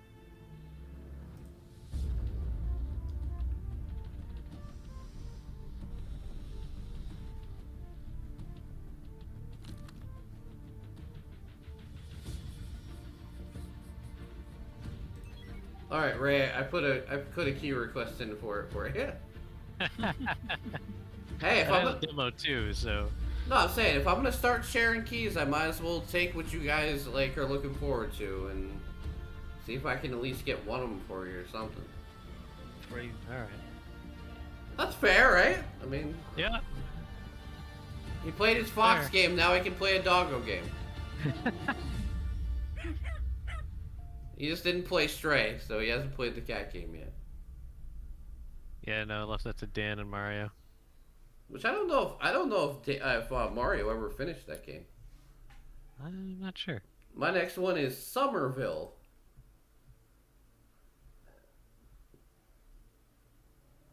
A sci-fi adventure grounded in the intimate repercussion of a large-scale conflict.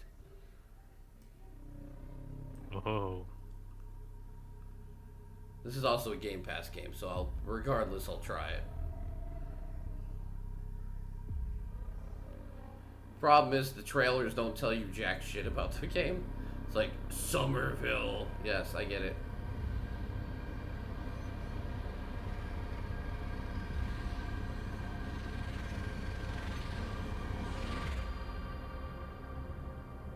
Yeah, comes out in 13 days, Silver.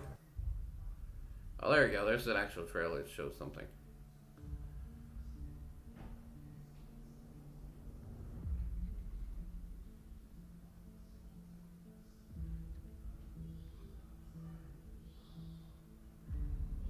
I mean, this game has a doggo too. Oh, okay. So it makes it a better game. Yeah, definitely. Always. That's how Fallout 4 worked, right? Yes. Yes. Always. Forgot about my son got a dog. It's okay.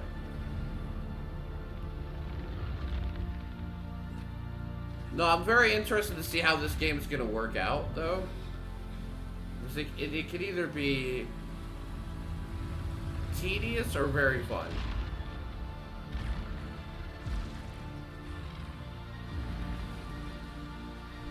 Because if I believe that it's more of a cinematic experience, as the tags imply,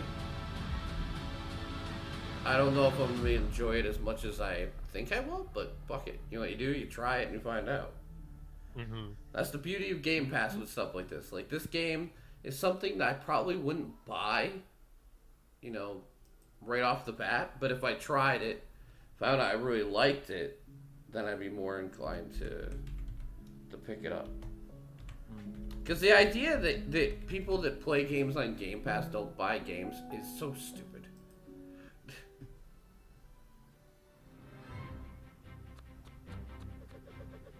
Alright, this is Bound by Blades,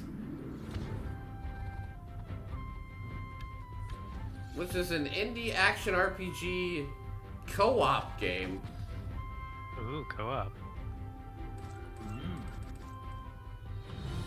Which has a very interesting aesthetic and gameplay. Gameplay scenarios are very fun. But I do think the characters and the animations look great. And anything, yeah, it's like a cutesy RPG game where instead of actually moving around the battlefield, you have positions you can move back and forth between, or you can attack diagonally across the screen. And that's how you get the bosses, by just moving around the battlefield. Ah, and how you avoid attacks, because if there's attacks are going... Yeah, exactly. Exactly. Alright, next one is very nostalgic, Silver. Certain diagonals you can move through. Neat. Very nostalgic for this one, Silver. Ruby. Arrowfell, sorry. Oh. By Way Forward, which I love Way Forward, so. I hope not. Well, I'm ready for a nap. It's a good thing we were here. I don't know how these people live so far from. Look out! Come on, a Ruby beat 'em up? How could you go wrong? Hitting that panic button right now. It's all part of the Huntress gig. And you're next, Buster! Weiss! You scared, Ruby?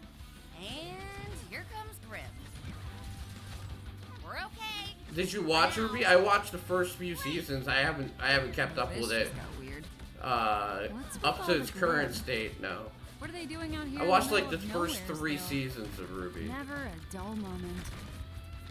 Yang! There's a lot I have to catch up on. We're ready. Licensed huntresses now, remember? That's Yang will always be my favorite character, though. Don't worry, I've got your back. Just because Barbara is an amazing person in real life, too. Huns win always. Ruby Arrowfell! Coming soon! Amazing! And it has new music by the original music artist for the show. Yeah. That's great. Yeah, oh god, I love that shit. Yeah, it's a side-scrolling beat-em-up game. By Way Forward and Arc Systems Work. Come on, you know. Nice. Alright, what is up next, Mermich? I'm cruising through my list. Dun dun. Oh, okay, Among Us VR, yeah. Yep. I was getting there.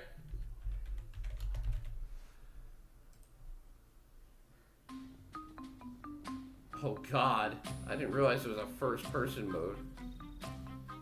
Well, yeah. That's what Lord. VR is. Oh, Lord. Yeah. First person running around the ship. VR Among Us. Made by Innersloth. That's great.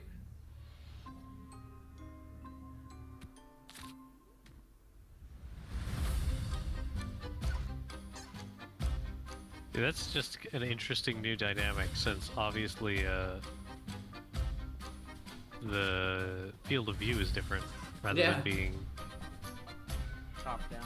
top down. You have a more limited view of just what's in front of you. Alright, this would actually make me want to have VR. Only because it'd be fun to kill Mermich in, like, VR. Oh. Hey, Mermich, snap. Snap his neck.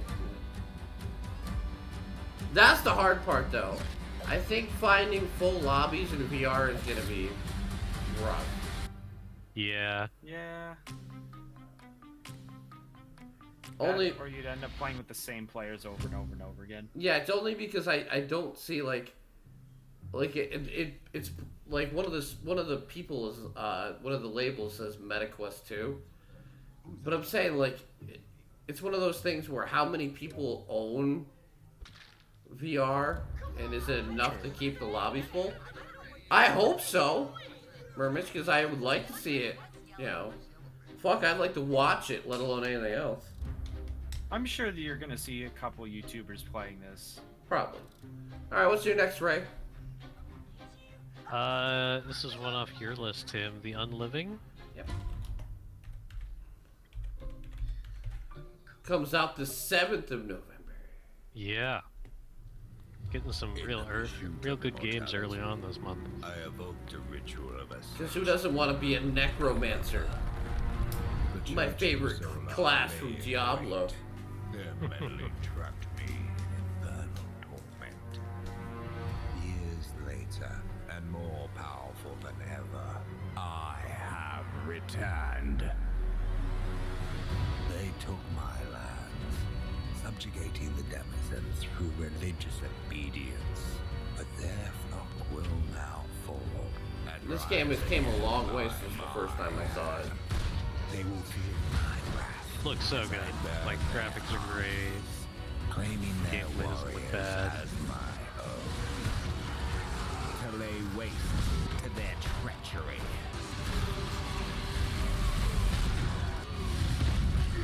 But even if I fall, death will not stop me. Yeah, the Unliving.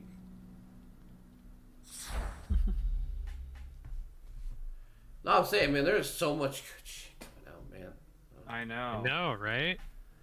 Alright, how about Eden Gate? This is more of like the Chant style game. But this is more, it's an emotional journey for a young scientist. But actually it looks really cool. This one's more puzzle heavy though. From what I've read and learned.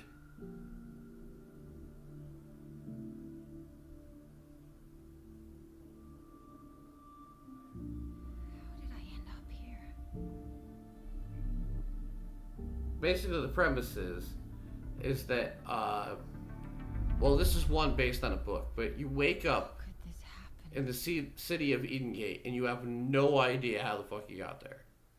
And it's piecing this together, the story, and, you know, what happened to her, why there's so many few people in the world. It's an interesting story.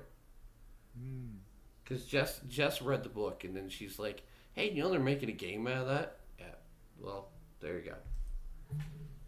So hopefully it'll be good. I'm going to mention this only for the fact that if Blake ever sees this, Crysis 2 and 3 remastered coming out this month. If you don't know what Crysis is, why are you here? If you don't know what Crysis is, you clearly haven't been to any PC building memes. Yeah. Alright, we're going to make Silver happy because we got a horror game. And the new meme is not going to be Can It Run Crysis, it's Can It Run Crysis 2 Remastered. Of course, it has the dark pictures, but the wrong one initially. There you go. There you go. The dark pictures, the devil in me. Mm-hmm.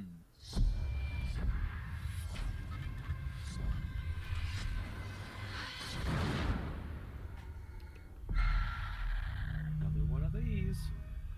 I'm surprised it didn't come out in October. You want to know what it means to be a killer? Think of the most profound thing you've ever done. The most beautiful thing you've ever created. And I promise you, it's nothing compared to... Interesting, my first porn was The Devil and Miss Jones. To see nice, Dan. in their eyes, to feel them pawing at you for release, to hear them pleading, begging. That's true art. That's what you have to be, an artist.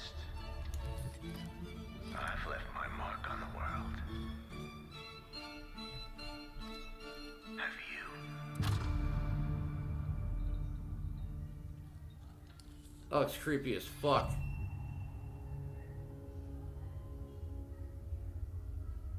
Yeah, so I guess this is the last game in the first series of games. So I'm interested to see where it's going to go from there.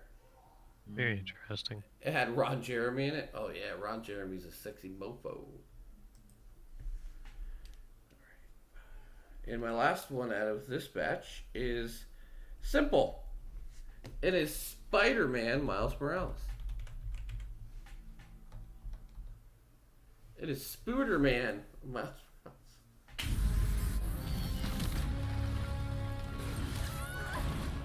Morales. Like I mentioned to them, not many people knew it was even coming out this month. See you in a few weeks, Spider-Man.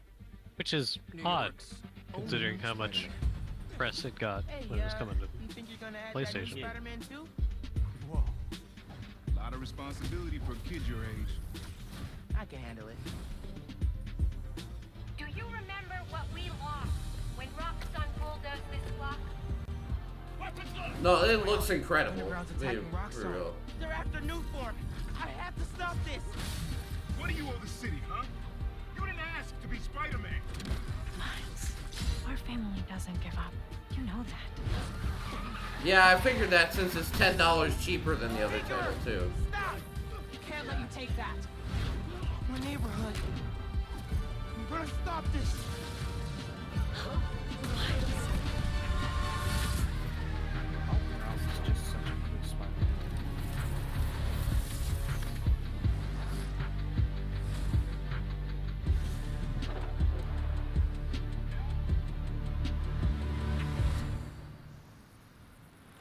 Gotta be me.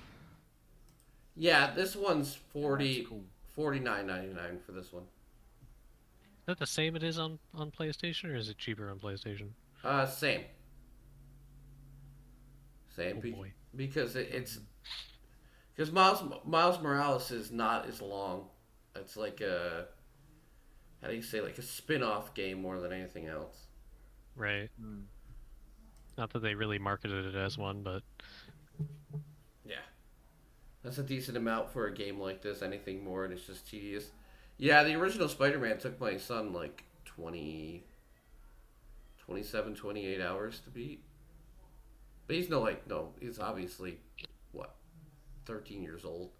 So he's not like an expert at video games yet, but yeah. I don't know. All right, what you got now, Murmich? I've only got a couple left on my list. It's great. Now, I know this says it's coming out in 2022. I don't care. Because it's, like, there's no way that I cannot mention this. And you know the hit game What the Golf, right? Yep.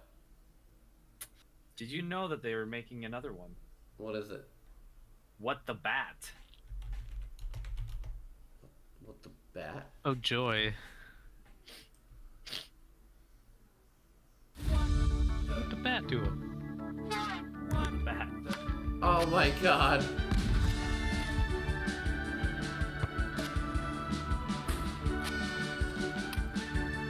I'm sorry I asked, guys. Sorry I asked. Oh, it's VR. That too.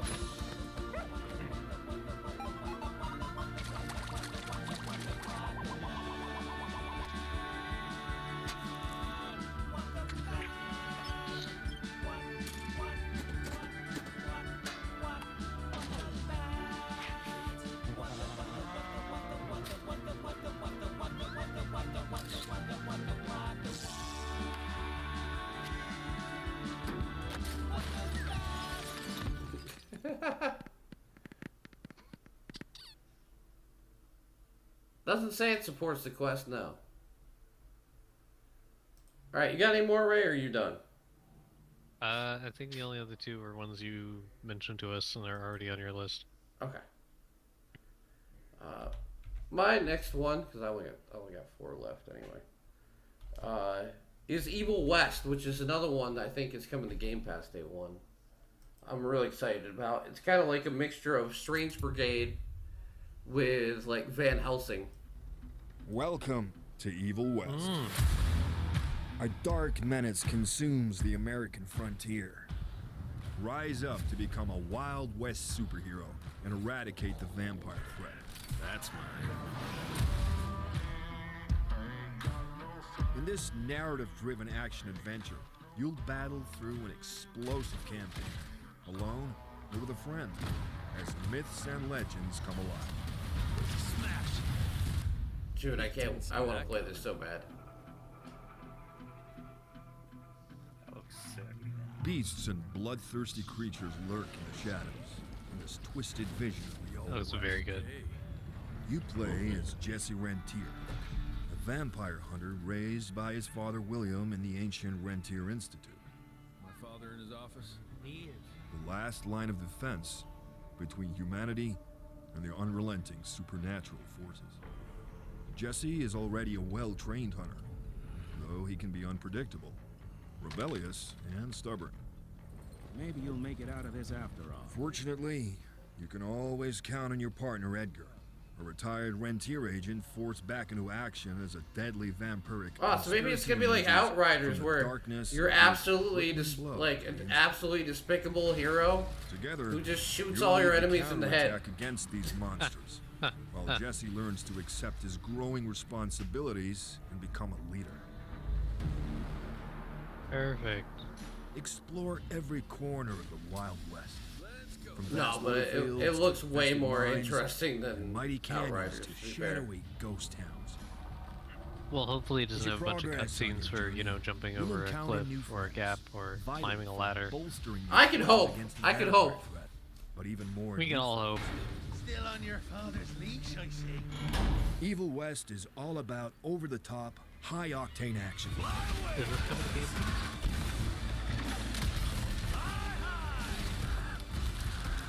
Combine and customize all the tools at your disposal to defeat the supernatural hordes with style and efficiency. You guys can have God of War Ragnarok.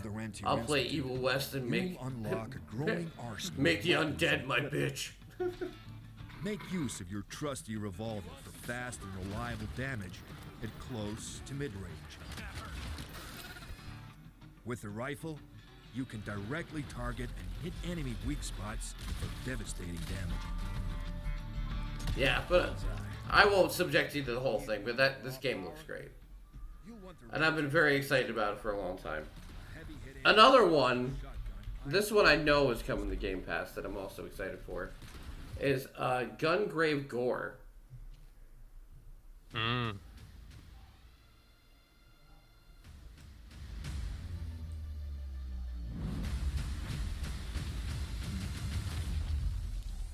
This was from a South Korean studio.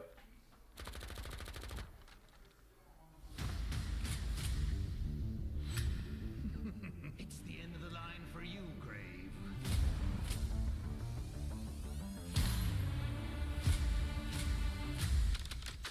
With a shitload of bullets.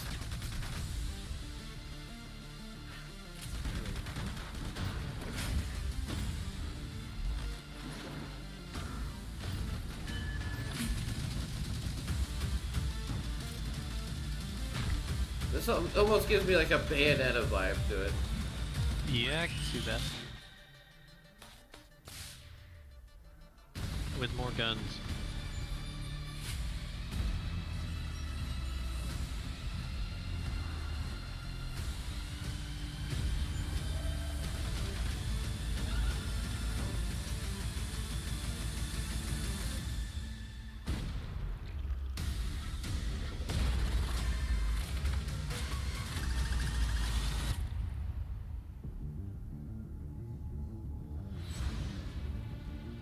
Fuck yeah.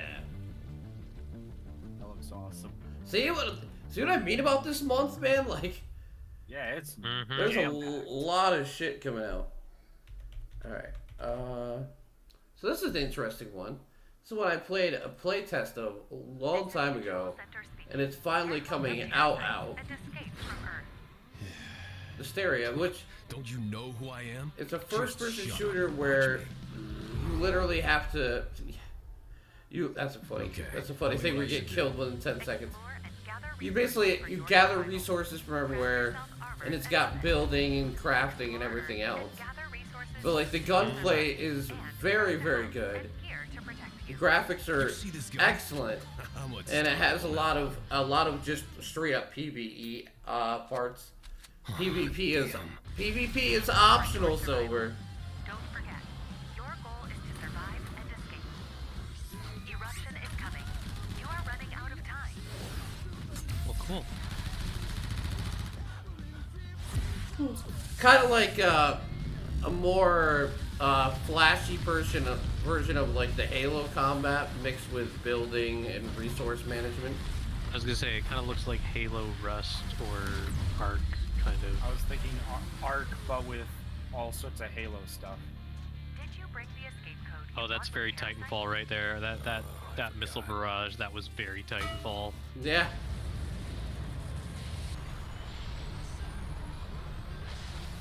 Like I said, I really enjoyed playing the playtest of it. Oh, I said the game doesn't have force PvP, Silver.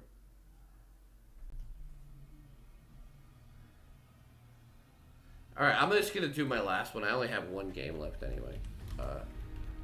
My last one is Rush Rally 3, only because it reminds me of Sega Rally Championship, which is an excellent fucking game.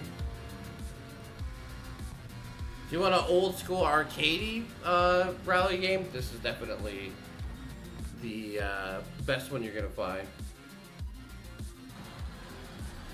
Yeah, I thought my title was on your list, but I guess it wasn't. So we can do one more after. Oh, the one I showed you. The one I told no, you. the one you said you'd already played, actually. Yeah, I'd let you take it. Okay. Which was. Well, then let Tim show his Rush Rally a little bit. Oh, that's fine. It's all done. What you got? All right, From Space. Yeah. I'm going to be playing this tomorrow morning during Coffee and Indie. So if you like what you see from this, you'll be able to see it tomorrow. Because as it says, it's in my library already. There you go. Yep. Yes, co-op top-down shooters with funny, cartoony styles. Always good. Always good.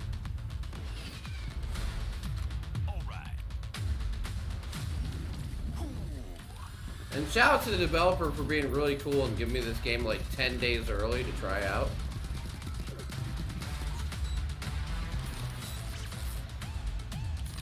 Always appreciated. Yeah. Yep. It's always nice when you can actually get acclimated to your games before trying to play them on stream. Let's go. Sometimes it doesn't matter, but sometimes it fucking does.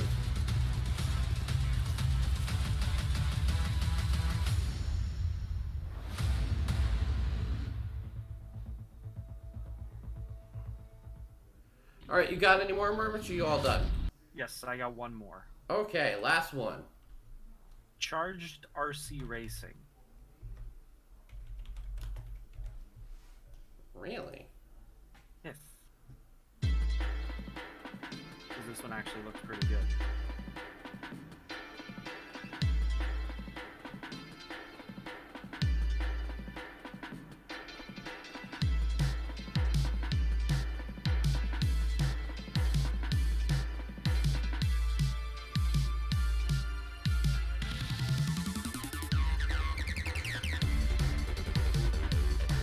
You're literally racing RC cars. That's cool.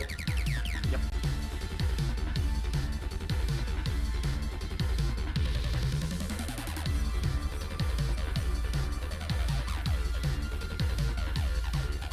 And yes, there are power-ups. RC Racing transformed.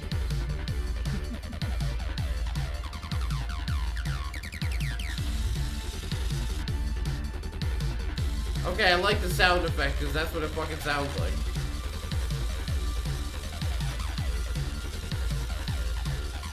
And from what I can tell, you can like absolutely flip out, like an RC car. Nice.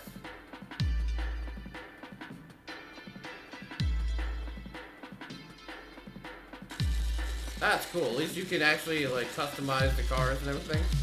Yeah. Okay. Cool.